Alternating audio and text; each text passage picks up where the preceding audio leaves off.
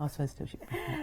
Hello. Hello. We're going to have a right little chatter here. And of course we are now live here on Facebook. Not too sure if we're a little bit late. If we are, we do apologise. I was just on the show the hour beforehand and got caught up in a few things. But we are here now. How you doing, Trisha? I'm doing fine, thank you. Yeah. Very busy. Good, good. You know, it keeps me from one show to the next. Little few bits in between, but it keeps me busy. It does, and you bring some fabulous things to us. You had a show at 8 o'clock this morning. I did, that's right. Busy hour?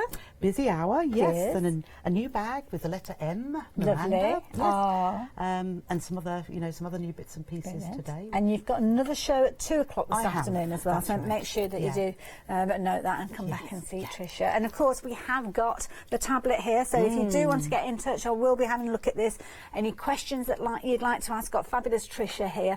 And if there's any question that Trisha needs any support with, then I might be able to help you as well. I'm sure you will. This is the time to do it. Get in touch through the social media and you can watch us that way. But of course, we're here about a little bit of a demonstration. What you're up to? Yes, well, I thought, sometimes it's just a few techniques to get people going because they might want to do something and think, oh, I don't know how to start that. Although I always do instructions with full photographic step-by-step and the wording. So it is quite easy to follow. But on the other hand, it's nice to know, oh, actually, I saw a bit of that. I'm sure I can do it. Yeah, no problem. So with the table runner that we have there, which is in the beautiful Moda fabric. Love these fabrics. That's sheer quality. I know. I just love them. I actually thought, shall I keep them? Done that before. No, I'd rather share with other people as well. Because there's more coming through in the new year. Oh, lovely. Yes. Now, with a project like this, I mean, it looks incredibly complex. Is it easy to do? It is very, very easy, Oh, okay. Hayley. Yes. As soon as you know this one little technique, you'll be away.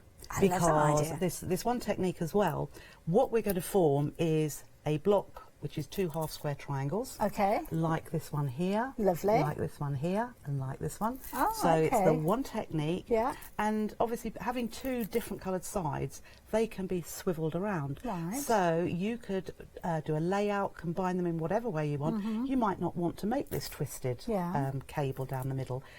So with the one technique, you could do whatever you like, whatever combination of blocks and colours you want. I like that, and it's just getting you on that quilting journey. Right, so let's fold that back in half. Lots of you joining us and saying hello. I'm a little bit behind you on here, so I need to refresh that. So I will have a little look while Trisha takes us through our demonstration. But hello to you as well. I don't know who you are, but hello to anybody that's out there. So Trisha, what do you need to know to get started? First of all, if you're a beginner and you say, I can't even sew a straight line, this is easy because we're going to draw a line and we're going to we're going to stitch. We are not going to stitch on that line, but we are going to use that line as a guide. Nice idea. So, and also we're only using 3 colours of fabric. I'm not using exactly the same ones, but they are similar. Okay. So what we will do with the 3, we're going to actually pair them up. We're going to do 2 different fabrics together. And what I'll do to start off with is we'll do these 2 together as well. So a poinsettia one and a red one, put those out of the way, and a white one and a red one. And we'll put them right sides together. So obviously plain fabric you can't really tell, but we'll just line them up and right sides together. You can in fact do them with any size square that you want to. Okay. But the bigger the square, the bigger your patchwork, whatever it is, runner quilt will grow quicker. Got lots of people watching here. Oh, You've even got TV's Janice Phillips watching as well. So good morning, Janice. Are we going to bring you over to the dark side of sewing, perhaps? Ooh, maybe having a little go. Good. Needless to say, Heather, one of our kind of avid viewers, she gets involved every single time we're live on Facebook. Trish, you there as well. Good evening, good morning, hello, lunchtime, whatever. I don't know where we are. So lots of you joining us today. Lots of you being quite shy. I can see that you're out there, but you've not made any comments yet, so if you do fancy saying hello, please do. Yes. Okay, so all I'm doing, if we can see here, I'm doing it on the lighter fabric, because it's easier to see. So I'm just putting a little ruler, whichever ruler, even if it's a stationary ruler as opposed to a patchwork ruler, across the diagonal, and I'm going to draw along that line from one point to the other. And while I'm doing that, I may as well do this other one as well. Lovely. So whichever, and the idea is to match these up perfectly if one has cut them perfectly, which I should do. There we go. So again, across the diagonal and draw down there. Now if you want to pop a pin, I would pop them out of the way, so near the other corners that we haven't drawn from and to, just to keep it nice and lined up at the edges. And we'll start with this one first of all.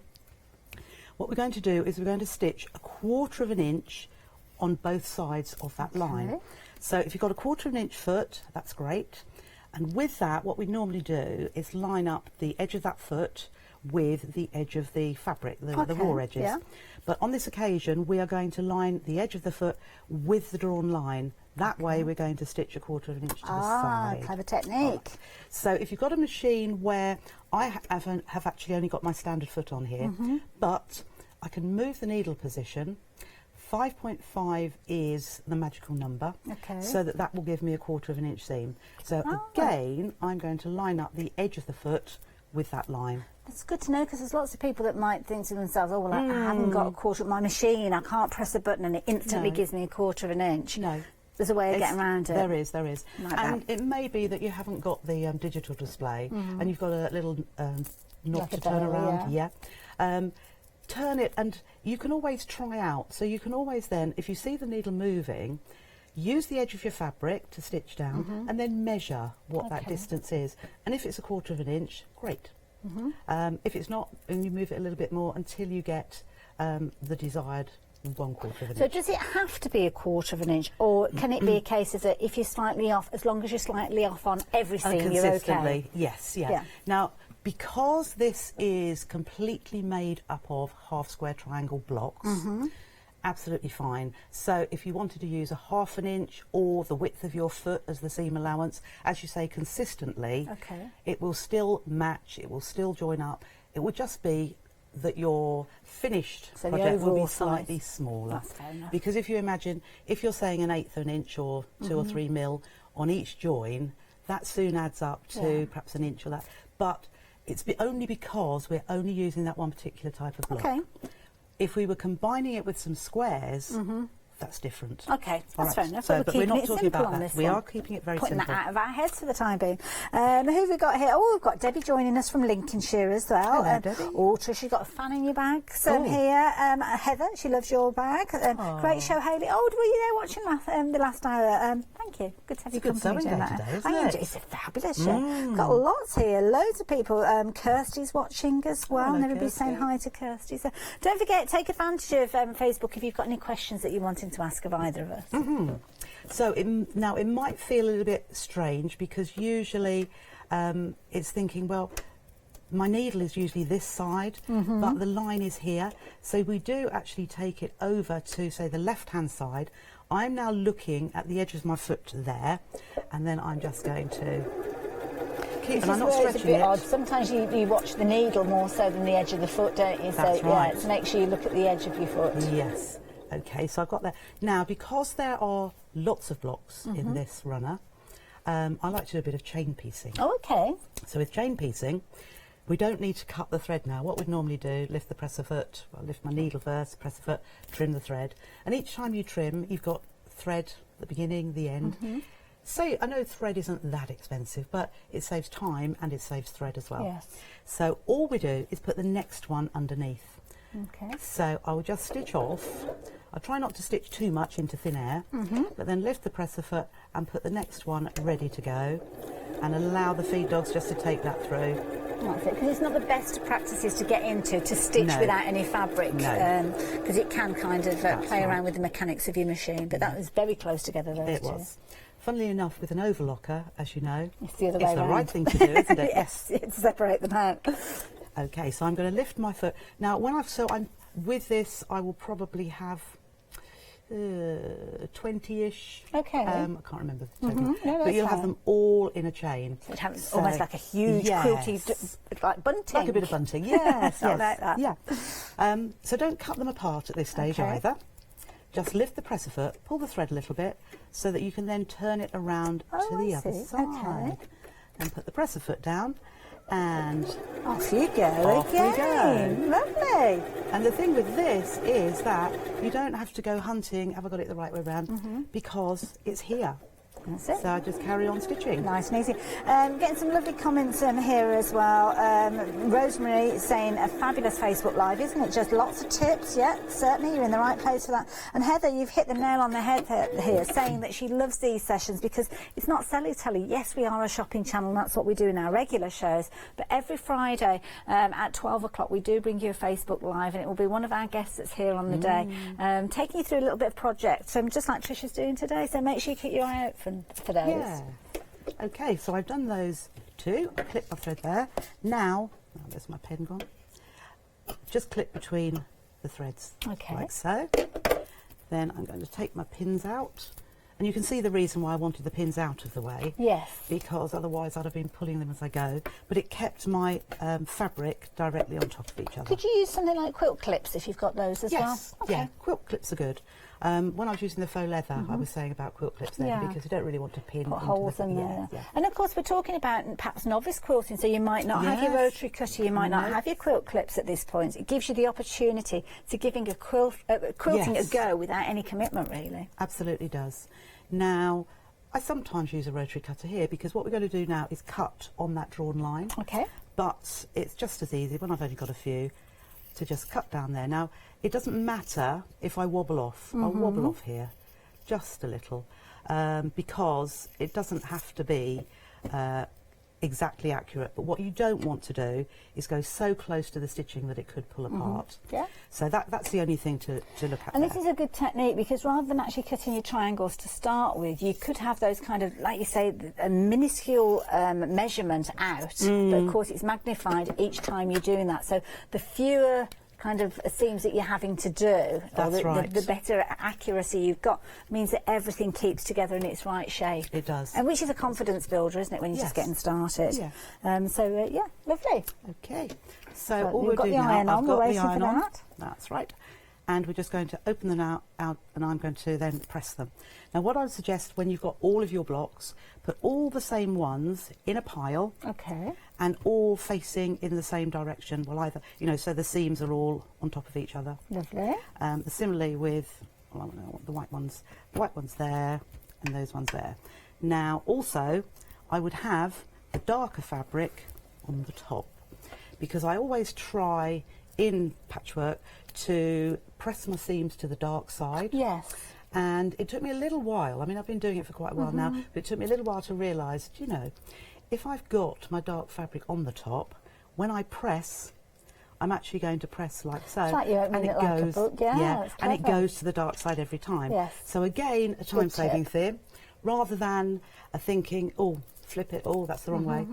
If you stack them all, once you've cut them, in a pile, all with the seams on top of each other. Love it. Yeah. It's tips like that we love, isn't it? So what we've got going on here now, is it a standard stitch length? That's what Heather's asking. Yes, well, I've got it on 2.8, 2.83. Yeah. I don't go down as low as 2.2, 2.4.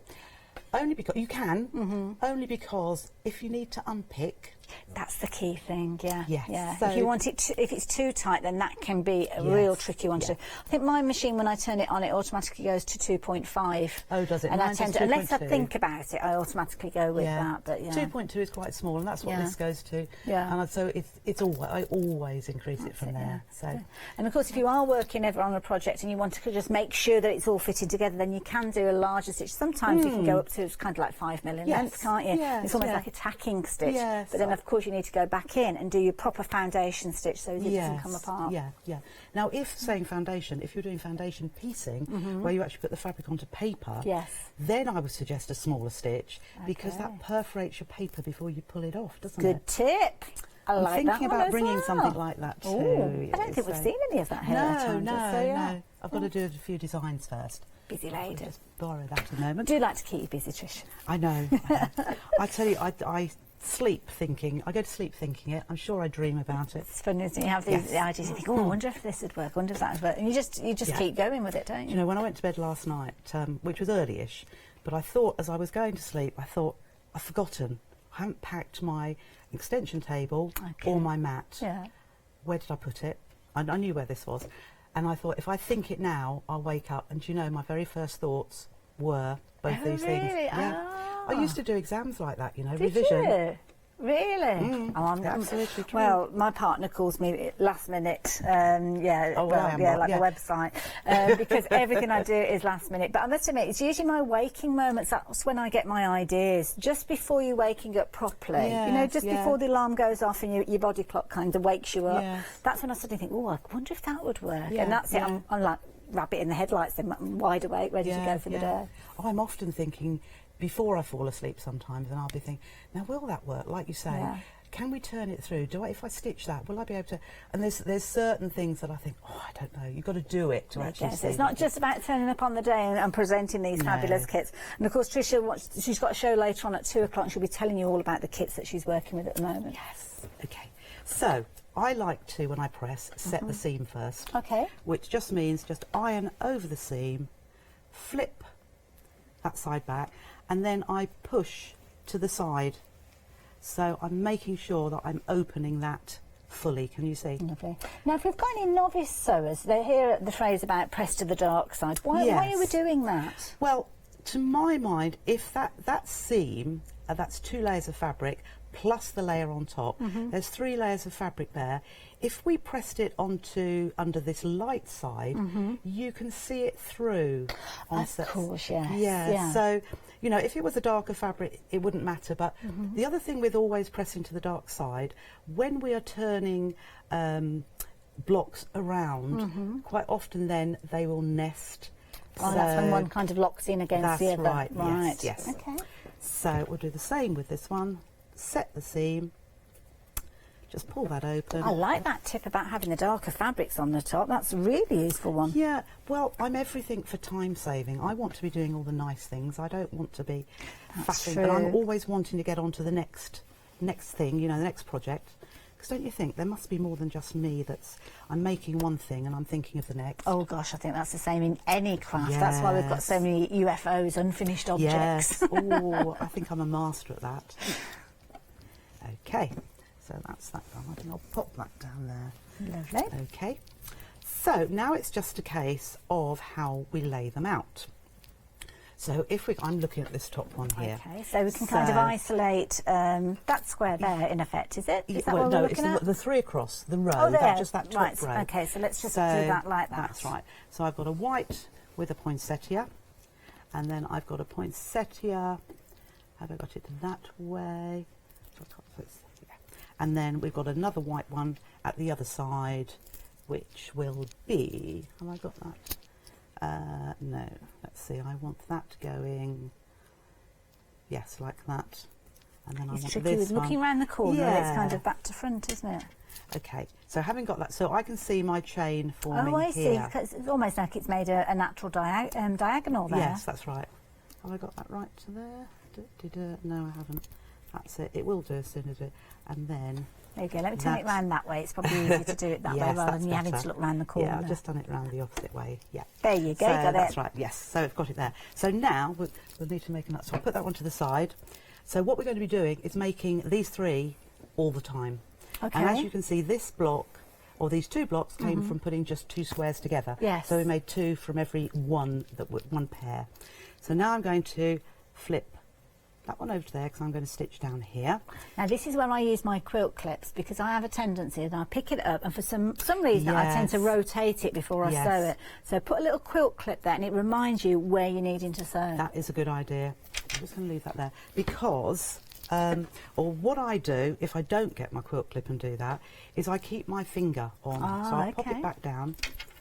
So it was like so. Yeah. So I flip that over there and I put my fingers on that seam so you that know, I'm going to sew. Right. And then I'll manipulate as well my fingers and I want that to line up. So leave those ears on because they help you line up. And what I want to see is those bits going directly on top of each other. Perfect. And that should line up nicely. So pin or clip if you would like to down here. Wonderful. That's it. So just stitch there again with a 1/4 inch all the way to the end. And then what I also then, having left that where it was, taken these 2 away, I pop it back down to where it came from. So then I can see if that's making the pattern, the layout. Yes. Because like you say, we could have done that. Easily, very easily.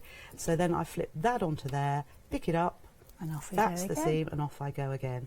And so, as I say, lining up the edge there. Okay, the ears will come to the side, and this one go. But you want the square part lining up. Lovely. So lots of you watching on Facebook.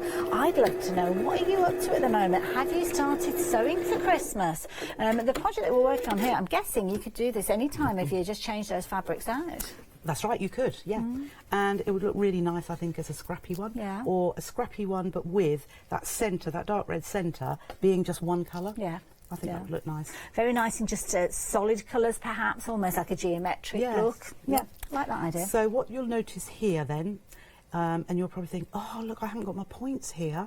Yes. But you need to have that gap, which should be 1/4 of an inch here and here, which is, you need that for when we stitch 2 lots of blocks together. And that's a really good point, because if you are a novice quilter, it could be the first time that you've had a go at quilting and putting these half square triangles together. You'll look at that and you think, oh, I haven't done this quite right. I'm just going to trim that bit off.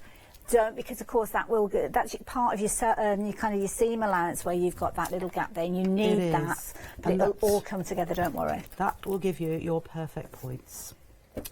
Okay, so I'm just Trisha, I've got a fan in Heather here. She's actually sewing one of your faux leather bags. That's one of the projects that Heather's working on. Yeah, I would love to see that. I've got a sew and tell group. Oh, have you? Oh, tell me about this. I didn't know about this. I've only set it up a short while ago. Okay. And it could do with being a little bit more active. I want to see what Heather's other people... you want. Get Heather on it. She gets everybody rounded up, don't you, I think Heather? there's 2 or 3 ladies have put bags or whatever they've made on there. Okay, so how do we find this group? Is it on Facebook? It's on Facebook. Okay. It's So Totally Trisha, just as we've got here, SEW. Oh, right. I'll go and Trisha. find that myself. Yeah, and then it says Sew and Tell. Oh, well, I'll show you what I've been working on then, because we've Yes. had some storage containers put into the presenters lounge, and I've embroidered little name tags for anybody. So lovely. When we're finished, I'll get on there and I'll post a picture. We all like to gain inspiration from others, don't we? You know, it's not showing off, but it's lovely to know. I mean, you might be sitting at home on your own, and you don't know. You might think, well, I'm pleased with it, but is it any good? Is there anything I could do better or more easily? And you know, how lovely when other people can share what they've done. I think that's a really good point. Yeah. And it's nice as well, because sometimes we invest in our fabrics, don't we? We don't always know the project that we're going to make when we bought the fabric. We just fell in love with it. But then it is a precious fabric to us, so we want to make sure that when we choose that project, we really have made the right decision. Yes. And that's where that community aspect comes into it, that getting the ideas. Even just putting a photo of your fabrics and saying to somebody, what would you make with these? Yes. And then people giving you those ideas. Right, I'm just finger pressing this. Oh yeah, Heather has committed herself though. It's down there in social media. She's going to post a picture once she's got it finished. Lovely. Look forward to seeing that, Heather. Right, so what I'm doing is, I've got my first one there. I'm doing another one exactly the same. So that becomes almost like your pattern layout. So it is. Always keep one with kind of within your eye vision, so to speak. That is a great idea. I usually, when I do workshops, I usually say exactly that, because it saves then following. You've got the pattern to go back to, but if you've got the actual fabrics you've used sitting there, you can just, as you say, eye it up or lay it next to it and see that it is exactly the same. Of course, nowadays mobile phones are so fabulous, and tablets as well. You can take photographs of different stages as you go, can't you, and go back to them. Okay, so nearly done this, and you can see it's quite easy. And it's also quite quick. And because it is a repetitive block, even if you get interrupted, you can go back to it and know where you were. It's a very mindful way of sewing. A friend of mine commented on different things recently, and she was saying that there's a lot of crafters like to do a little bit of colouring maybe, or something that they don't have to concentrate too much on. When you're doing something as simple as the blocks that you're doing here, that is kind of the sewing version of colouring in, isn't it? It's that mindful way of sewing. I love this. Okay. And there you go. So all coming together. Both identical, but if we switch one around, it changes it all changes it all. So if you can imagine that again and again, because this is what forms that chain going down the middle. Oh, show us again, Trisha. That's like magic before your eyes. It is, isn't it? Yes. So one easy technique, basically. So those kind of red triangles are all going in the same direction. They are. And the whites are in the same direction. So you think, oh, that's not going to work. But that might be a design that you actually like. You might like it. Let's just sit that on top of there. Yes, that's another way of doing it. It looks like arrowheads, if you like. It. Oh, guess who's joined us? The lovely Abigail. How you doing, Abigail? Hello, Abby. I didn't. She had ever such a busy show last time she was in. I didn't even get a chance to speak to her properly. So yeah, it's good to see you. Hope you're back again soon. Okay, so having done as I say, on this particular runner, that is how we do it, and it's 4 of these long. Lovely. So what I've suggested to do is to make that block up, putting the 2 together, and then 3 more, and then you just join them all together to have 4. Okay. So shall I just say a little bit here? Yeah, let's do that. Because what I'm thinking is, once you've learnt this technique, and you can see by putting those 4 pieces together, those blocks together, you can create a table runner. But there's nothing stopping you doing another one to make it longer, or perhaps going across, I'm guessing, then start turning it into a quilt. Yes, yeah. So that's how easy it can be. Yes, fabulous. When you've got guys like our fabulous Trisha teaching us, that is. You're not so bad yourself, Hayley. Oh, bless you, thank you. Right, so you could, if you want to, press the seams at this point. Okay. And what I would look at doing is having these seams again pressed together to one side, and then these ones in the bottom row pressed to the other way. Okay, which they've actually naturally gone that way. That way we can do nesting, which means we can get those perfect points where the triangle is. And that's why we were talking about pressing to the dark side to make it all slot into at a later stage. Abigail, you are right. It is a lovely runner, and Trisha is very clever. Oh, thank you, Abigail. It's official. Yes. With my lovely Avid Crafts mat that I was using. Yes, well, I noticed it earlier on. I've got one of those as well. They are brilliant. When Abigail's here, it regularly sells out. We might have some on the website because there's different sizes, but really useful tool to have. Makes pressing your fabrics easy. It does. It just works. Use good quality fabrics. Great pressing mat. Great prim iron, and we're not selling anything here, but this is what I use. Oh, it's my mic. This is what I use, and if you use the right tools for the right job, everything's made easier. And I think this is a really good point that you're saying as well, because it speeds up the process as well. It does, and it means that you can concentrate, like you said, on the bit that we like doing. Yeah. And I mean, the pressing of the pieces, it's something you have to do, but you don't think, oh, I want to make a quilt because I love pressing fabric. That's not why you do it, is it? So take that chore out, get the right iron, get the right pressing mat. Obviously, as time goes on, we don't all get these all at day one, but they are things that will make that process speed up. I mean, you've got more time for your sewing, which is the bit that we do like. Yes, absolutely is. So I have nested those. I've just pushed. You can actually feel it. And what I can also see, on this seam underneath, there are no points that I've got to meet apart from the seam, and that's going to happen because I've nested them. And I'm going to pop a pin here, but also what you can see is where on my original stitching the stitching lines cross, I am going to aim, and it is 1/4 of an inch there. So if your stitching's a little bit out, doesn't matter, but aim to be just either on that point or just below it, just within the seam allowance. That way you're going to keep your perfect points. Perfect. So I just look at each seam as I go. So again, there is a point there. So what I will do here is I will nest that together, and I actually look for where, see, we can't see that side. So I'm going to put a pin through that seam allowance and see if it hits, I want it to hit, that point of the triangle, which it does there. So on this one, I actually keep my pin upright till I get to it. I don't want to scratch my machine or mat, but let's just line those up. Again, if you can see those two coming, that's it. Yeah. So I'm going to hold that, pin it there if you want as well. I'll just hold that, and then I'm just watching the raw edges are meeting exactly. And now, just before I get to the pin, I'll take it out, but I'm looking, which you probably won't be able to see very well, but I'm looking for that point, and I'm sure I've found that there, to either stitch directly on, or as I say, just to the side into the seam allowance, then carry on stitching till we get to this other side here. Now where my pin head goes in, I've got my hand in the way there. That is where I want my, I'm going to line those up, but that's where I want my stitching to go. And just hold those two together. Now sometimes it doesn't work exactly. No, it's practice, isn't it? Some lovely comments here. I think my favourite comment of the day is from Abigail.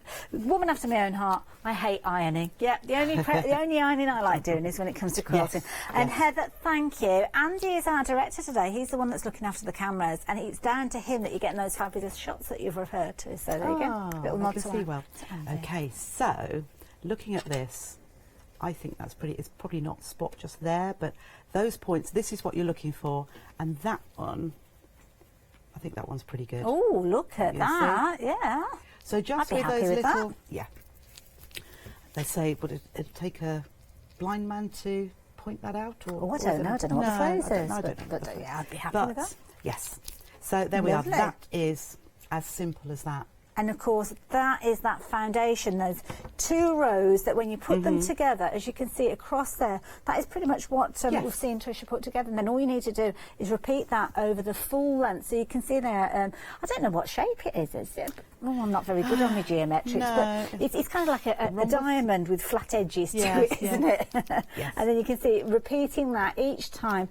And that is for the 4 times for this particular project. But of course, if you wanted to make it longer or wider, then you can do it as well.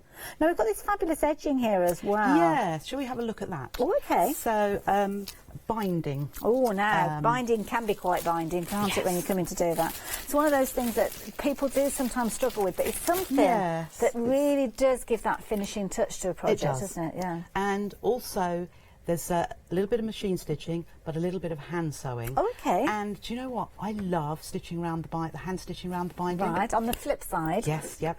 And the reason I'm showing this, because it's also, I've used exactly the same technique on the 12 Days of Christmas panel there.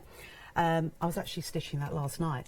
But I love it. I sit on the settee, not quite cross-legged, but I've got one leg on, and I have it on me. And I was thinking about this. I stitch away from me. Okay. What about you? What do you? I've seen others stitching towards them or across to the left. I think I stitched. Oh, I don't know, to be honest. What do you mean, the actual sewing? Yeah, when you're hand sewing. Well, I pull the needle towards me. I don't know. I'm going to have to pay attention next time. So you don't pull the needle towards you when you sew? No. Okay. I probably have my knee up on the right-hand side, and I'm right-handed, and I have my arm traps, being a long quilt. I've got my arm trapping it, so I've got a bit of tension.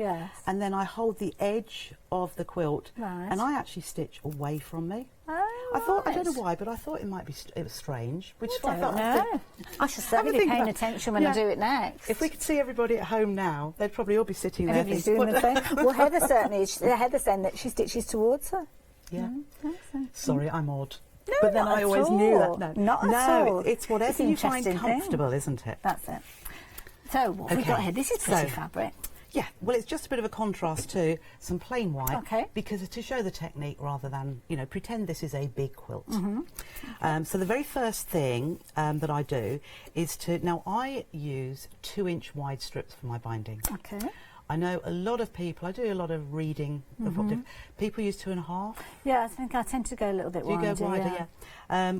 With a 2-inch, I just find that it just meets the stitching on the other side. Okay. And I just cover that. So, and it gives a, you probably get a slightly wider binding. It's a very neat edge that you've got there. Yeah. And sometimes you don't want the binding to actually be too overpowering, do you? Because it's kind of the practicalities, but also obviously framing your quilt. Yeah. But you don't want it to take over. Yeah. And I think why I do that is because when I'm hand stitching, I've folded the binding over and I'm hand stitching, I take my stitches just to the other side of my stitched line, which gives me an even binding all the way round. Very neat stitching. I love doing it. Look at that, you can hardly see those stitches. Wow. You can see my fingernails. I need a manicure. Okay, so the first thing you do, because and I cut across the width of the fabric to give me my 2-inch by about 42, 43, whatever. But usually, whatever size you're doing, one width is not enough, so you need to join them. Right. So I thought I'd show you how to join them. Okay. So I like to join them with a bias join, so at an angle. You can, if you want, join them straight edges, stitch across, open it out. With, say, a patterned fabric, you probably would notice it more than... I mean, the idea of doing the diagonal join is that it becomes almost invisible. Yes, it will never become invisible. Yeah. But so rather than doing that, we're going to do the diagonal join. Okay. So I'll also say what I wouldn't do, because I like a way that will give me perfect first time rather than unpicking.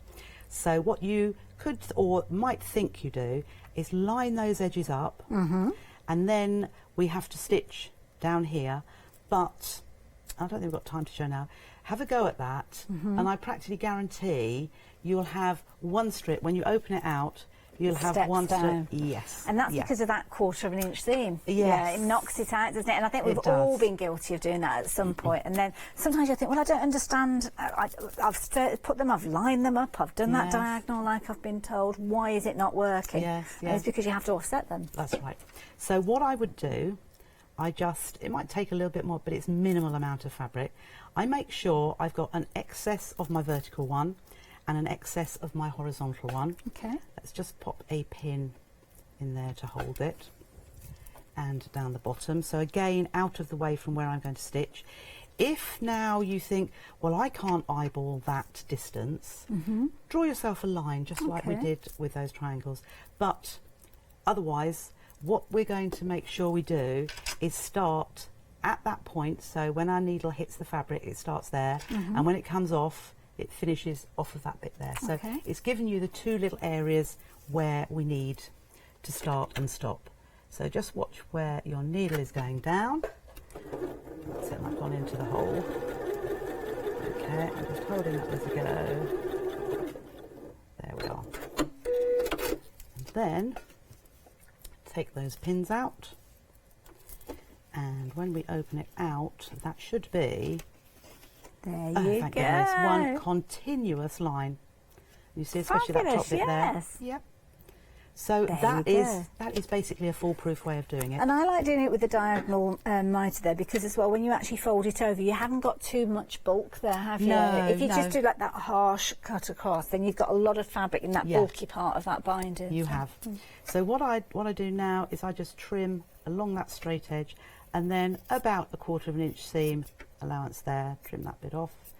And I always promote, I must say, no, 99% of the time, 99.9, pressing my seams together. Okay. You know, there's different thinking as to why and that, but I like to do that because I feel the nesting element is more important than the bulk, or spreading it like that, because you'll spread it eventually, because two go one way and two go the other, rather than two on top.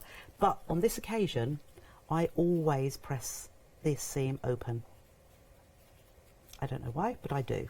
Well, it's personal choice, like you say, and if it works, then just go for it. So this is one of that 0.1 reasons or times when I do that. Lovely. Now we've had Robert join us as well. Hi, Robert. How are you doing? Joining us here, of course, live every Friday. We bring you a Facebook Live, depending on who we've got in on the day. And we have got our fabulous Trisha here. Do we do them on any other day of the week? I can't remember now.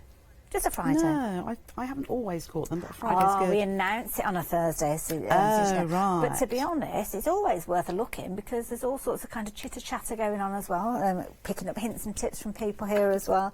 So it's always good to have your company. It gives you the opportunity to ask questions to our expert here without it being in a show situation. So we've not got any detail. You can see on your screen that there's no numbers, there's no telephone lines or anything like that. This is a time when we dedicate to learning from our fabulous guests and our experts. So all I'm doing now is I've got the wrong sides together, so I'm just going to fold that in half and line those the long raw edge together and just press across there. Wonderful. Now when it comes to calculating how much bias binding you need, any tips on how we do that, Trisha? Well, do you know, I measure the outer edge, so you will have you'll have 2 long edges the same, and you'll have 2 short edges the same. So it's literally just measuring around the circumference, the outside edge of your project, like the table runner here, you'd have measured down the one side across, back up and over. Okay. But theoretically, or in theory, each of your long sides will be exactly the same. Well, yeah, because you will have measured that. When I put those, the sashings, the edging, these kind of cream toned ones, right.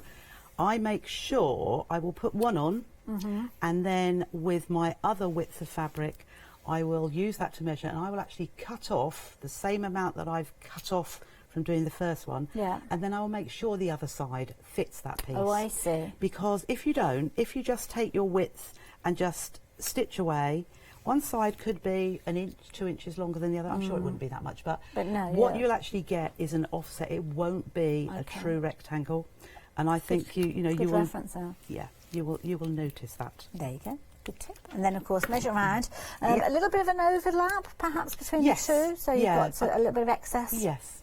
I say I calculate, then I think I will do, think 42 inches to a width. If I need 118, 342s, I do inches, I'm sorry, 342s, 126. That's great. I'm 8 inches over. But yes, you do want more than. I'd perhaps put up to 12 inches because it then depends on how you do that end when you've got your binding around, when you join with that overlap. Wonderful. I've got 2 or 3 different ways, but I won't do them all today. Lovely. Okie dokie. Yeah, we've got a lot in so far today, haven't we? We have, yes. Now, we will need to start wrapping things up because obviously we're going to go on to the show. But in fact, I can't remember what time I'm on air. Is it 2 o'clock I'm back on? Well, you're certainly on you're at with 2 me at o'clock. 2, so, yes. So we certainly need to make sure we're ready for that one. So yes. Just a few minutes more. You wanted to show us how to actually attach it to the body of fabric. We'll forget about the ending. Perhaps we'll do that another time. Yeah, okay. Yep. So how I would start about, I don't start in the middle or never at a corner. Okay. So I probably start about 2/3 of the way down a side and leave a flapping bit as well. A flapping bit. A flapping bit, yes. Because we need that little bit. Oh, it'd be a good idea if we take the mat out of the way too. Well, don't sew that to it. No. I think the machine might struggle. So again, 1/4 inch seam allowance, and this time we are lining up with the edge.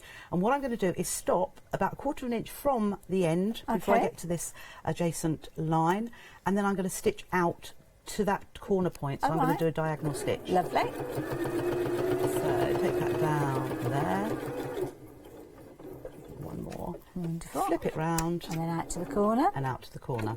Now the reason for doing this, you don't have to, but it gives a pulling point, if you like. Oh, yes. Because what we do from having the binding coming straight down, we want to fold it to the right, press that point or that diagonal there. Yeah. But that's where our stitching was, and what we're looking at is having a continuous line, the binding giving a continuous line to the edge we're going to stitch next. Okay.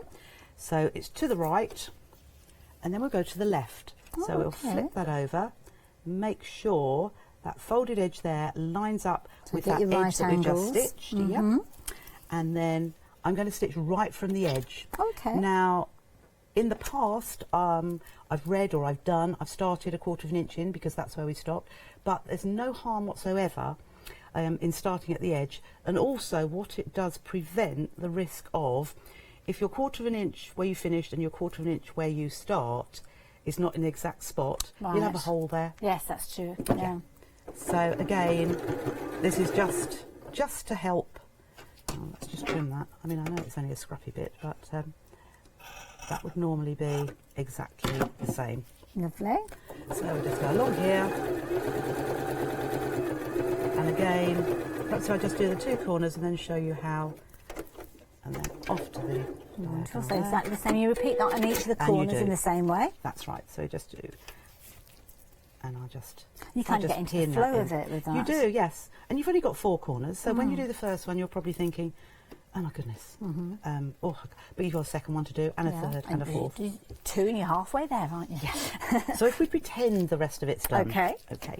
Now, with this corner here, I don't trim off that point because that helps to form the nice mitre. Or, lovely. It gives you... almost like a stuffing to that edge. Okay. So don't trim that off, it'll only weaken. But I would trim the any bits of thread there, because we don't want that. And then we'll just open that out, push that back, and what we will get... Oh, look at that. Yeah. So there is our... Gosh, that's just put neat. a pin there, yeah. And then when we get, let's turn it to the other side. So I would come from this way here. So we'd come along there. I push that corner into that point. Let's just put a pin just to hold that. And having pushed that into the corner, then you can push the next edge down. Just turn that around so that it's making the mitre. Oops, sorry, I'm not doing this in a really good way. So I'm pushing my thumb into there, push that right to here, then when you bring that over, what you want is the edge there to meet that line there, and I would stitch into that to hold it, and then carry on around here. And we can see on your table run here, that's exactly what you've done. That is such a neat finish. I mean, have a look at that, the stitching in there to perfection, right the way into the corner, giving that beautifully mitered corners that we saw Trisha showing us. There you go, absolutely perfect. Beautiful. And then on the flip side there, where you've got all your fabulous fabrics, how beautiful is that? It does look beautiful on the camera. It does, doesn't it? It does. It's amazing. It looks beautiful there too. I know. Now, of course, Trisha, you're back with us at 2 o'clock. I am indeed. Yeah, I am, and I will be there as well, so I hope we can count on your company. What we're going to be learning, what we're going to be looking at? Well, I thought we'd do the Miranda bag. Oh, okay. That's, you perhaps haven't seen it yet, No. but no, that's lovely Macao fabric on a cat theme. Oh, I love it already. So, yes, so a little bit patchworky, but Okay. a nice, simple, nice big bag. I think you'll love it. 2 colourways. There you go. Well, Trisha's made it, and it's a bag, so I know I'm going to like it. So I do hope you'll be able to join us. It's been fabulous having your company. Robert, you joined us right at the end of it, and of course we've got lots of other people. Heather as well, thank you for your input, thank you for your questions, and of course our lovely Janice and Abigail. It's lovely to see you guys, and Trish, you were there as well, so thank you. We will be doing it all again, well, not quite exactly the same, at 2 o'clock, so I do hope you will be able to join us then.